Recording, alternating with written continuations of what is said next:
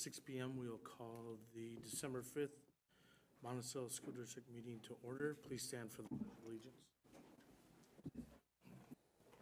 I pledge allegiance to the flag of the United States of America and to the republic for which it stands, one nation, under God, indivisible, with liberty and justice for all. There's not a need for citizen comments tonight, so we'll move on to approval of the agenda. So moved. Seconded. Approval of the agenda. Motion made for approval of agenda by Jamie, second by Kathy. All those in favor signify by saying aye. Aye. Opposed, nay. Motion passes 4-0. Move on to fiscal stability consent agenda. Everybody was sent their consent agenda ahead of time about your approval of minutes and personnel matters. Is there any questions or discussion for the consent agenda? Just making a note of the absent board members tonight. Both Melissa and Jennifer are absent. If no discussion, then we'll need a motion for the consent agenda. Motion to accept consent agenda. Seconded. Motion made by Candace, accept the consent agenda, seconded by Kathy. All those in favor signify by saying aye. Aye. Those nay, motion passes 4-0. Moving to truth and taxation. Tina, guess the rest is yours.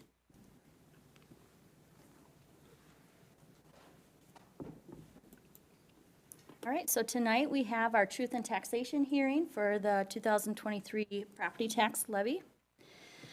The property tax levy for the 2003 calendar year is actually for our 23-24 fiscal year, or FY24. A little bit about the truth in taxation law. It was initially approved in 1988 and then amended in 2009. Within this, there are a couple of requirements where counties have to send out proposed tax statements to residents within November 11th to the 24th. All taxing jurisdictions, cities, counties, and school districts must have a truth and taxation hearing November 25th through December 26th, and it has to start at 6 p.m. or later. And then we have to adopt our final levy by December 28th. Within this truth and taxation law and hearing, it requires us to present budget information. It requires us to present information on the property tax levy, the increases or decreases from the prior year, and specific reasons for any large increases, and then allow for public comment. So with school districts, we're a little different from cities and counties. Our budget is actually July 1 through June 30th, so it's different from the calendar year that cities and counties have. So our levy is actually for a budget that's 6 months later. So because our budget is, the levy for 2003 is for next year, we're just going to talk about the 2022-23 budget. Within our budget, we have different funds that we have to maintain. At Monticello, we have a general fund that includes our special ed cooperative. We have our food service fund, our community service fund that includes our hockey activity, a debt service fund, internal service fund that houses our dental insurance activity, and other post-employment benefit trust fund. So here's a summary of our adopted budget for the 22-23 school year with our starting audited fund balances, and then what's the projected balance for that. Within the tax notices, cities, schools, and counties had to put budget information in the notices, but the school district did not have information available for that. County needed that by September 30th. And we still had our auditors there with us and still making budget or final changes with the 21-22 school year. But all schools have to have this information posted on their website and in a newspaper by November 30th or a week after the audit's approved, whichever is earlier or later, earlier. So ours was in the paper the week of Thanksgiving and posted on our website at that time. Here's a breakdown of our revenue budget for all funds. So as you can see, our general fund is the largest fund for us, with making up 83% of all the revenue coming in. Similar outlook for our expenditure budget, where expenses for our general fund is 83% of all expenses going out. Just taking a look at our general fund revenue budget, state sources is our largest source of revenue, comprising of 75% of the money coming in, with property taxes being the next largest source at 18%. On the expense side, salaries and benefits consist of 80% of our budget, so we are very a labor-intensive industry, and the remaining 20% being purchase services, supplies and materials, capital expenditures. So with the property tax law, like I mentioned, we have to talk about the major changes in the levy, talk about how taxes are determined, look at the major changes and the reasons, look at some specific examples, and talk about the refund programs. So there are different factors that can cause a tax bill for an individual to increase or decrease. It takes a look at the changes in value of an individual property. It takes a look at changes of all the property within the district. And then other reasons might be changes in state formulas, voter-approved referendums, or other factors. Also, properties that are assessed of January 2nd of the previous year for the tax levy year. So for the 2023 tax levy year, properties are assessed based as of January 2nd, 2022. State is heavily involved in our process. They set the formulas, they set the tax policy, they set the maximums that school districts can authorize, and they allow school boards to ask voter-approved referendum questions. So this is a flow chart of the process, and only the yellow box is kind of what the schools have a part in the process. All the other boxes are based on the county assessor, legislators, or the Minnesota Department of Education. So with our schedule events, MDE, or the Minnesota Department of Education, sends out levy reports to all school districts on September 8th. We approve our proposed levy on September 19th, and we approve that to the max. Then in November, like I said, the county sends out the tax notices. December 5th is our truth and taxation hearing, and then our final levy being approved in December. A quick summary of our property tax payable in 2023. We are going to see an increase of $896,000, or 7.27%. We'll kind of get into a little bit of detail on this. So our general fund is going up 1.7 million, or 20%. And a lot of that has to do with our voter-approved referendum, our local optional referendum, revenue, and other post-employment benefits. Our community service fund is almost kind of the same, an increase of 14,000, or 3.76%. Our debt service fund seeing a decrease of 879,000, or 26%. So diving a little deeper into the ones that have major changes, increases, or decreases, our voter-approved referendum increased $925,000 from the previous year. That revenue can be used for general operating expenses. The reason for the increase is affected by the inflation increase that the referendum has.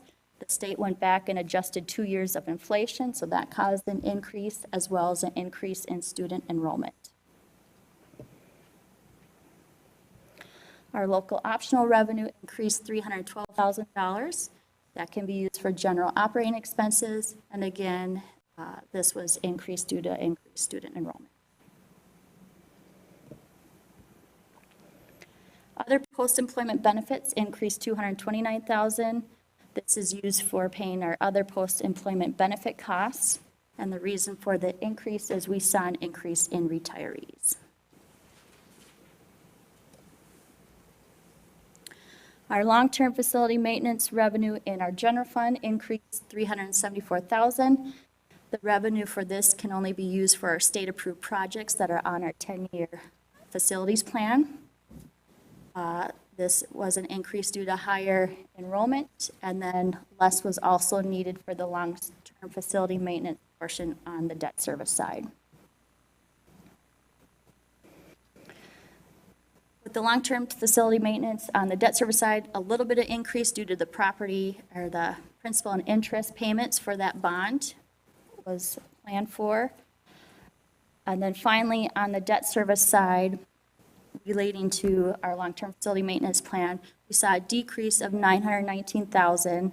If you recall back to 2020-21, we did a transfer back to our debt service fund to return unspent bond proceeds, which reduced future levies. So that's allowing us to reduce our debt service. So it's kind of a one-time reduction in excess fund balance.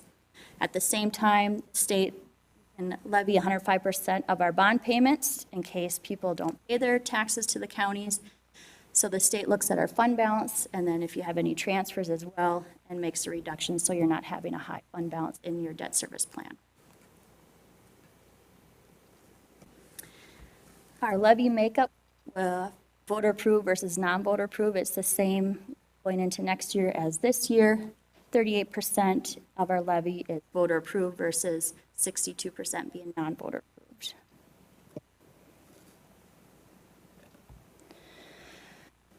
Next, we'll go into a couple of examples that was provided by Ellers, our financial advisors. It'll take a look at property examples that have no changes in their property values, and then also take a look at an average increase of 16.5% over a 4-year period.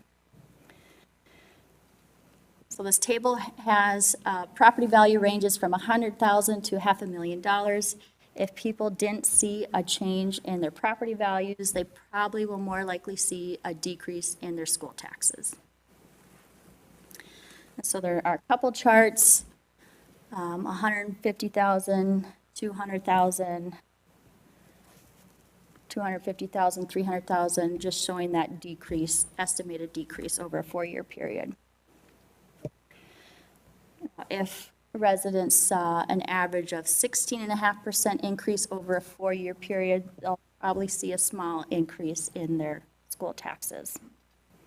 So again, similar charts for those same property tax values of 150,000, 200,000, 250,000, and 300,000. So not really big changes if there was an average increase in their property value. Another thing that's unique with our property taxes, we have a large taxpayer of Xcel Energy in our works. So depending on what happens with their property value can also affect the taxes assessed for all residents and businesses in the city. So depending on what happens with them, that can change a person's taxes as well. So like I mentioned earlier, there are some tax refund programs that people can go to, use their tax professional or visit the Minnesota Department of Revenue. We have the homestead credit refund, where it's available for all homestead properties, both resident and agricultural, but it's house, garage, and 1 acre only. It's based on a sliding scale and based on total property taxes and income. There's another one, a special property tax refund, again, available for all homestead property, both residential, agricultural, the house, garage, 1 acre only, with the gross tax increase of at least 12% or $100 over the prior year. And then the last one is a senior citizen property tax deferral that allows people over 65 age or older an income of $60,000 or less to defer a portion of their taxes. This is just the first truth and taxation hearing of our levy. The board will adopt the final levy at our December 19th meeting. Any questions from the board? Any public comments or questions?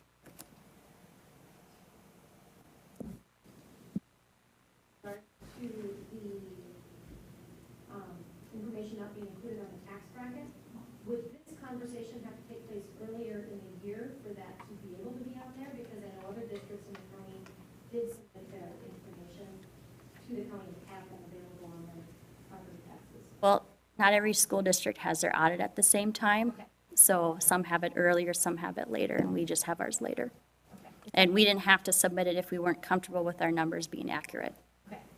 Okay. And is it scheduled every time at the same year, or is it? This is new this year. So, and we tried to work with the counties to say, you know, have this person's name or visit this website, but they wanted just one blanket statement for all counties to put on their notices if schools weren't able to get it in on time.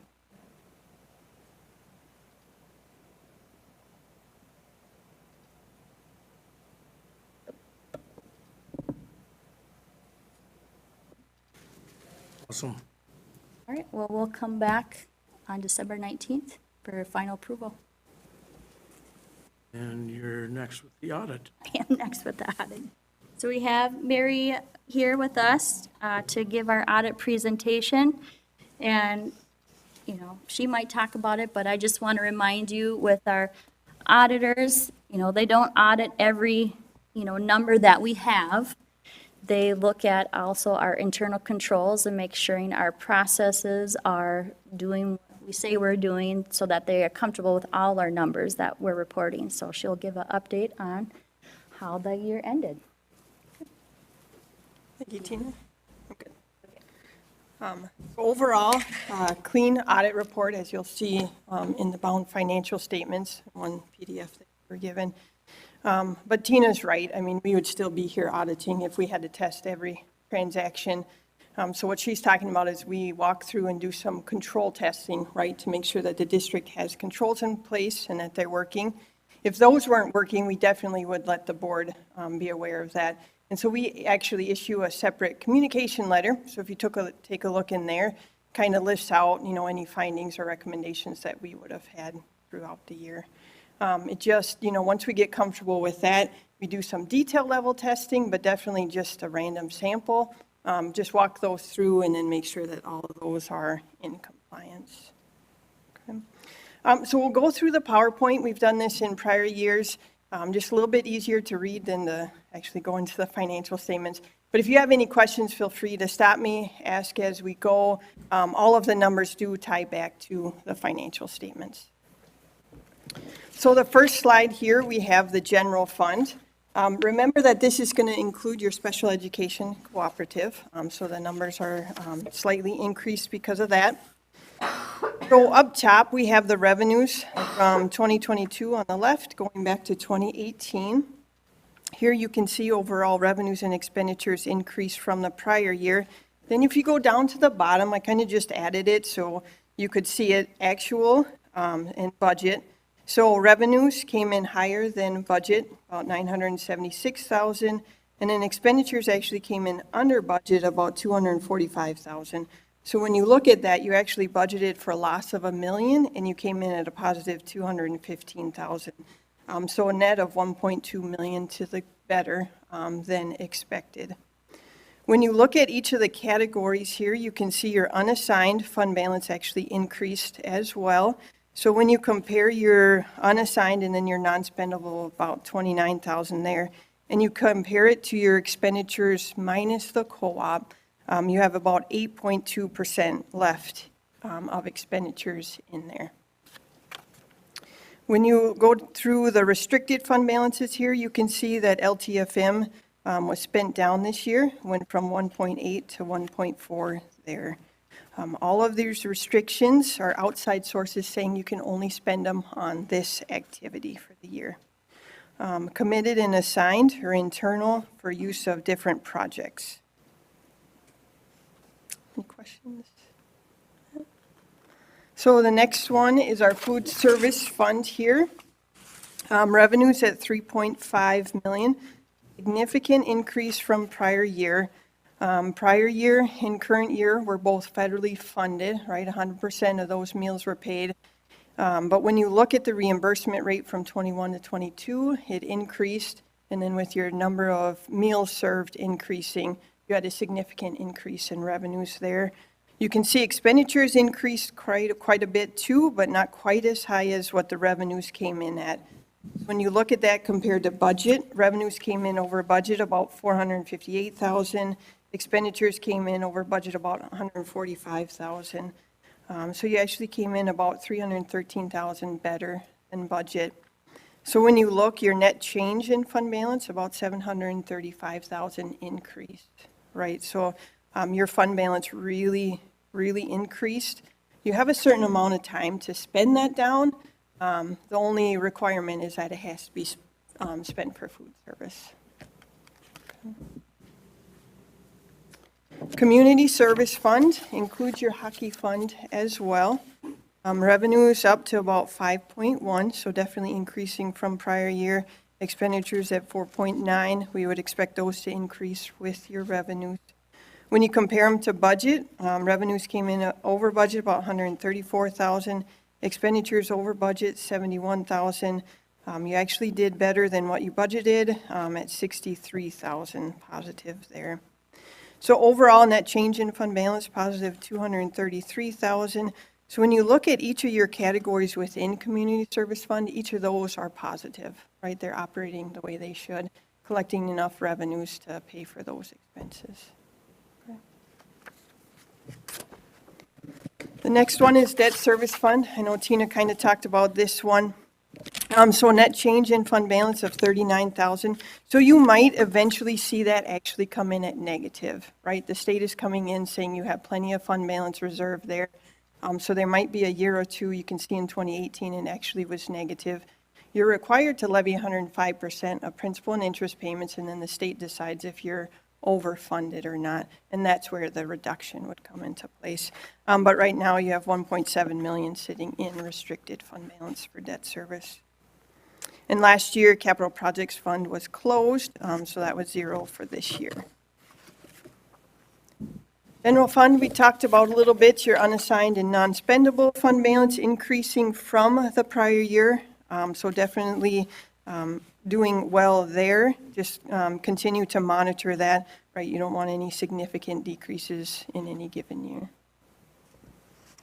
Restricted, committed, and assigned fund balance. Here you can see it dropped from last year. Just the spend down of LTFM, big piece of that. Community Service Fund actually increased to about 709,000 there. So definitely operating those programs as they should be. Back up from 2018 levels.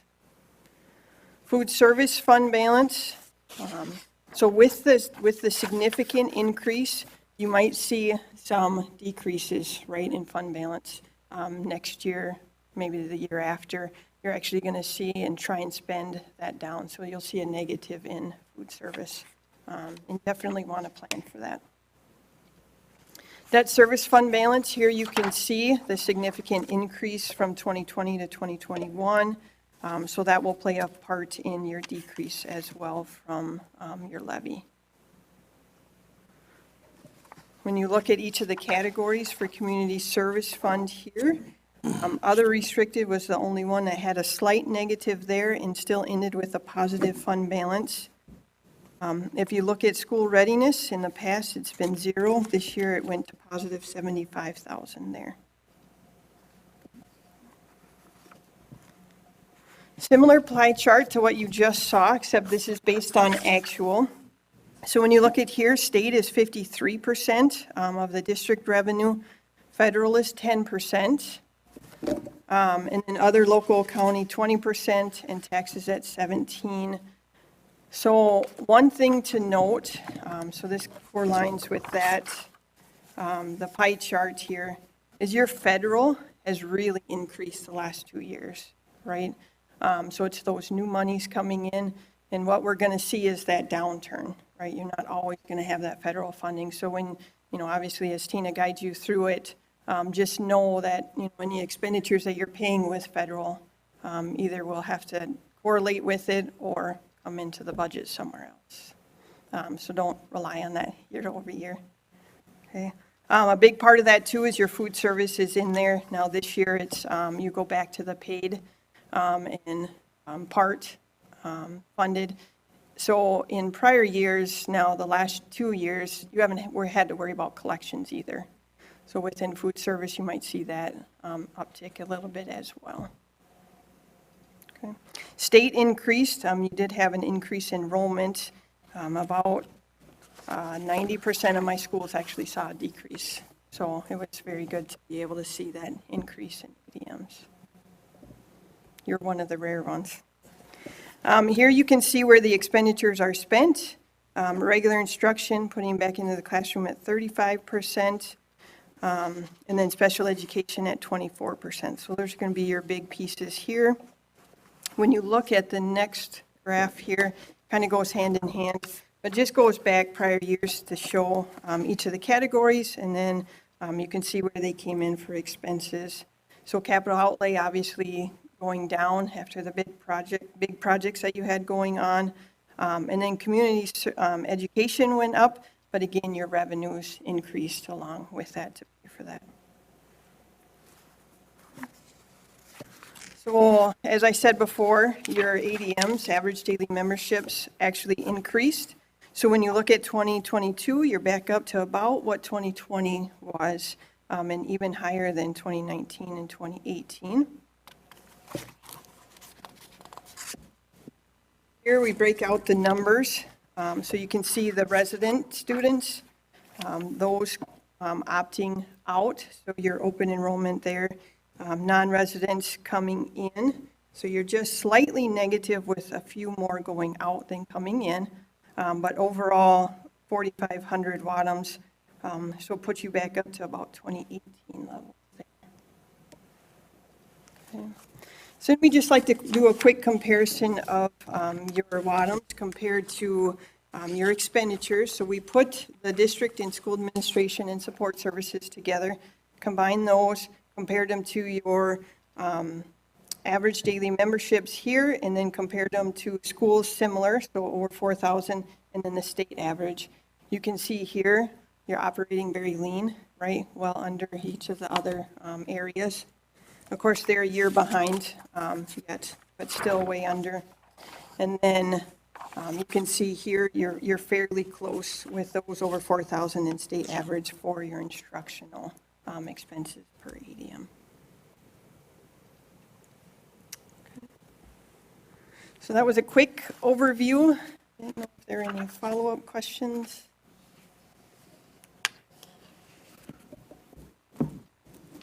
That's good news. Yes. Food service spend down, that has to be used, you said we utilize that for our food service area, so I'm going to probably use an analogy for me again, but is it only for instructional, or is that for if we have a freezer that needs repair, replacement, or areas like that, or tables or chairs, or? Actually, if you use tables and chairs outside of food service, MDE actually won't approve those, but yes, it has to be equipment within food service. You can do salaries and wages, but of course, those would be fixed, right? Yeah. So you wouldn't have the revenue to offset that going forward. So, right, you try and get unique to try and spend it on equipment or something that needs upgrading, repairs, things like that.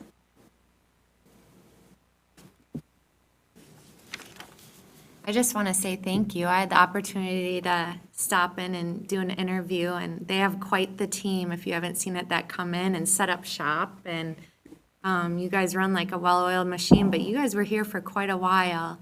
How long do you average in school districts doing audits? Based on size, obviously. So with a district this size, we always do a couple days of prelim just to try and get things moving. And then we come back and we do about 3 days on site, and then it takes probably a good 2 to 3 weeks of wrap up to get everything organized and documented. And thanks to Tina and her staff, usually put us at the top of the list, so it goes a little faster. How many years have you been doing it, Mary? I've been an auditor for 18 years. I think almost all of those I've been on the district, probably about 15, before Tina was here. Hey, Tina. Well, we're thankful for both of you. Okay, thank you. Thank you.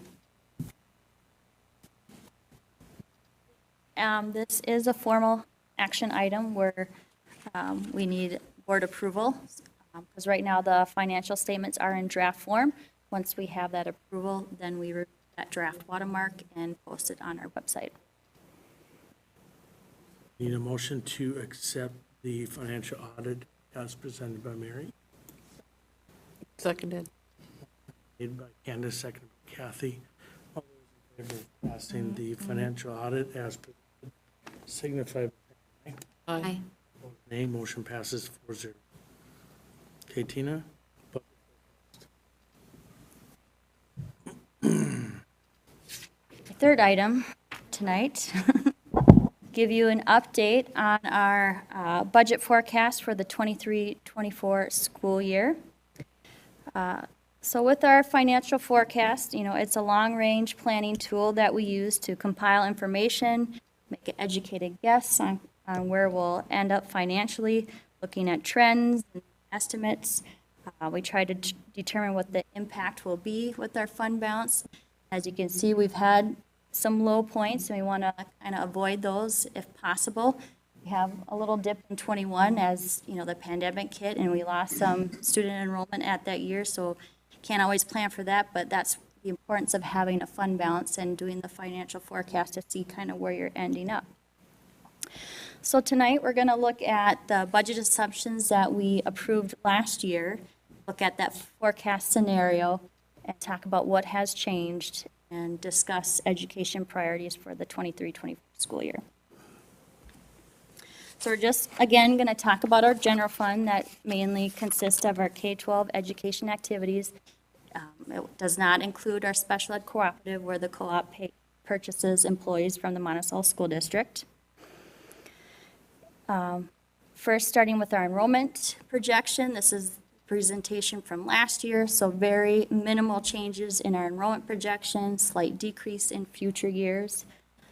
With our revenue assumptions, the 21 legislative session approved 2% for our general education aid for the 22-23 school year, and nothing after that. Our state special ed estimates are under the new laws from 2016 and our same structure with our cooperative, where it's just Becker, Big Lake, and Monticello. The assumptions had reduced Title I federal funds and compensatory funds due to lower number of families qualifying for free and reduced meal benefits. And then also that we had our CARES and federal funds, the multiple funds, ESSER 1, 2, 3, COVID testing, and summer programming. On the expense side, we typically estimate 3 certified retirements each year, where we average about $25,000 per retiree. Doesn't always happen, but hopefully we get that average. And the changes in staffing was also going to be determined based on the alignment plan that we chose. Our salary and benefit changes were based on contract settlements or by board parameters for any contracts that weren't settled yet. Our non-salary, non-benefit costs increased anywhere from 0 to 8%, depending on what the expense was. We weren't going to borrow short-term due to, for cash flow, because we get 90% of our aid during the year and 10% after the year's over. And our total expenditures would end up about 0.5% under budget. Also, as a reminder that our fund balance, we try to stay within 8 to 16% of our general fund expenditures. We have a committed fund balance that we use for severance obligations, and we just spend that down until we don't have it anymore. Our carryover assigned balances would be evaluated and on hold each year. And then finally, we'll utilize the other post-employment trust to use for non-certified employee retiree insurance costs.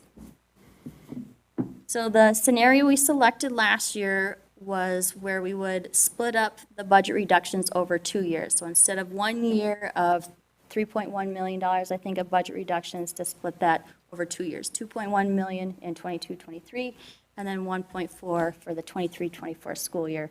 And we would end up about 6% at the end of 24-25. So this was just a summary of the revenues and expenses for those 3 years and where our fund balance would end up. So we've had a major change since that time. The Healthy Hunger-Free Kids Act of 2010 allowed states to pilot a program where they could include families that were under direct certification Medicaid assistance, where they didn't have to complete a free and reduced meal application to qualify for those benefits.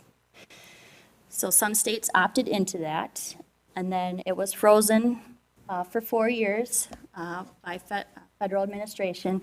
So then recently, it's been opened up at the federal level.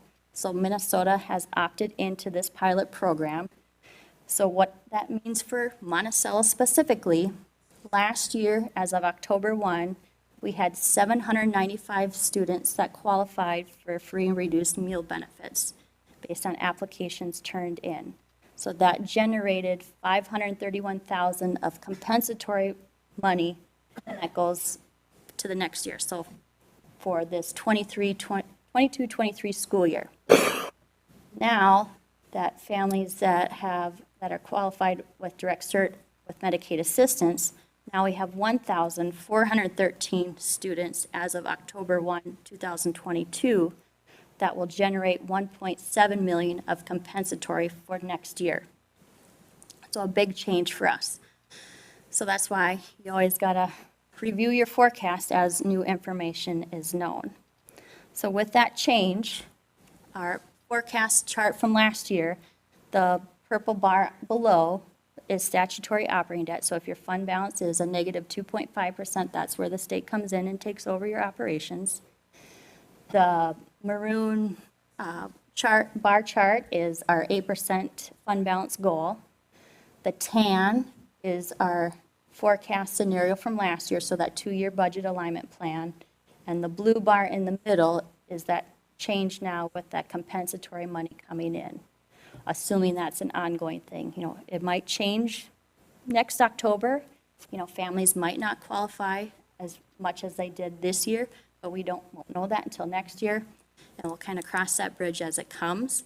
But for now, this is what it means for the forecast, and we kind of end at the same spot at the end of the 24-25 school year. So with the additional compensatory funding coming in, that delays our round of budget reductions. So do we continue existing operations as is for the 23-24 school year, or do we change our priorities for the next school year? And so want to take this time to let residents, staff kind of take a look, administration, you know, what did we reduce in 22-23? Would we want to add some of that back in, knowing that we have to offset it with something else, or do we continue as normal? So for our December 19th school board meeting, want to allow for budget comments to come in to have a transparency project outlook of our budget priorities going forward as we plan for the next school year.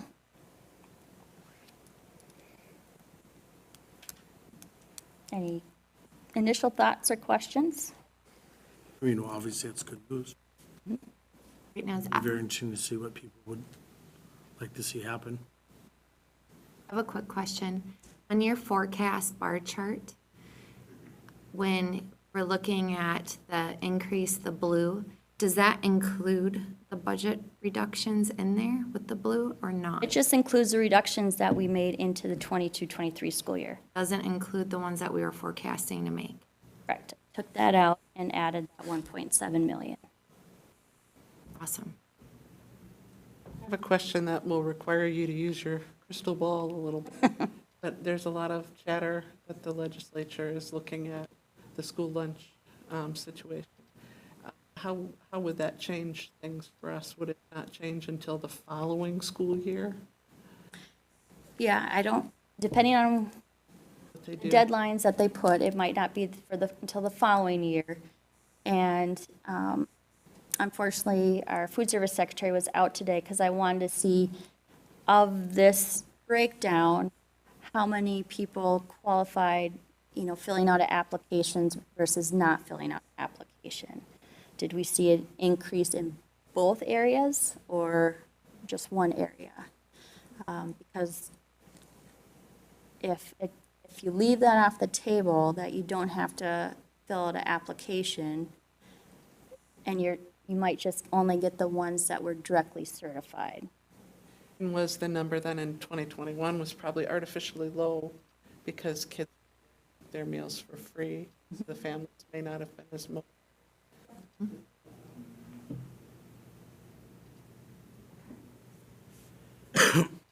Because I remember they'll fill out the forms, but it was, Because it helps for other things, activities, fees. okay. Oh, December 18th should be exciting. 19th. 19th, sorry. Any questions? Awesome, thank you, Tina. That's all we have for tonight. Excuse me, so make a motion to adjourn, please. Seconded. Motion made by Candace, seconded by Jamie to adjourn to the meeting of December 5th at 6:41 PM, and we will move into a work session. All those in favor signify by saying Aye. aye. Passes 4-0.